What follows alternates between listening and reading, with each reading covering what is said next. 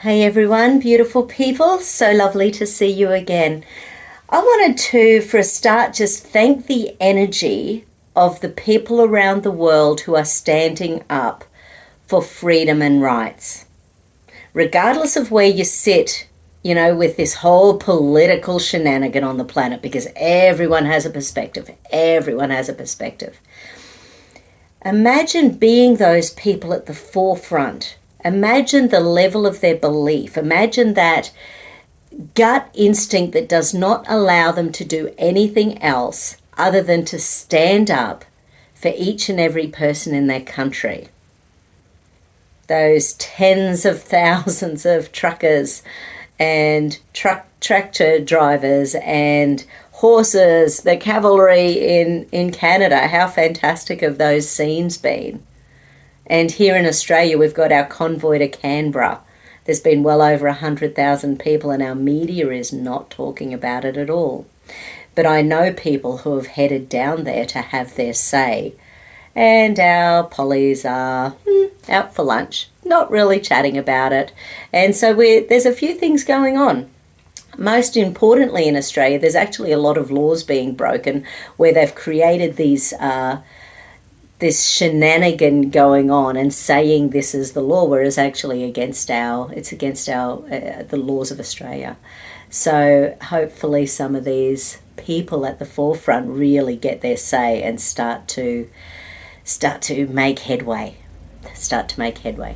So my balance today is about empowering you to stand up for anything that you believe in. Is there something in your life that you would do, you would feel better as a human being if you were able to say, that's me. I can say that. I can stand my ground. And I've got one little example. One of my clients the other day, I've had a mask exemption for 18 months. So I simply haven't worn one anywhere. And it's a real exemption. I've got it on my phone when anyone needs to see it, although I did try to find it the other day and couldn't find it when I was out for a motorbike ride. So that was sort of funny. But nonetheless, I do have one, and I don't wear a mask. But I've got clients who have absolute reasons for having mask exemptions, and they're not even safe enough or comfortable enough to ask their doctors. One of our politicians, Alex Antic, is saying that if doctors and nurses had 1 week where they were allowed to say what they were seeing with the jibbity jabbies, all these mandates would be over. One of the local doctors, 200 metres away, he's lost his licence because he was actually signing damage certificates because of the jibbity jab. So he is on suspension, on leave, taking some time off, enjoying life. But he couldn't not do what he's done and with what he's seen.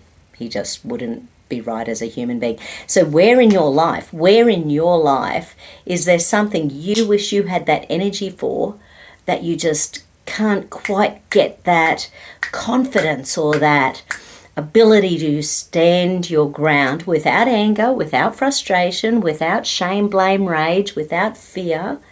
Just speak your truth. It's almost gone, isn't it? The ability to speak your truth without shame and blame. The cancel culture is so huge that it feels like as soon as you start to say anything that isn't the absolute mainstream, and I've never been mainstream, I think, we've chatted about that before, so sort of interesting. Anyway, so this is what it's going to be about. Choosing your time right now to own your truth, whatever that truth is. Have the ability to say it. The next time you're thinking it, have the ability to say it. Here we go.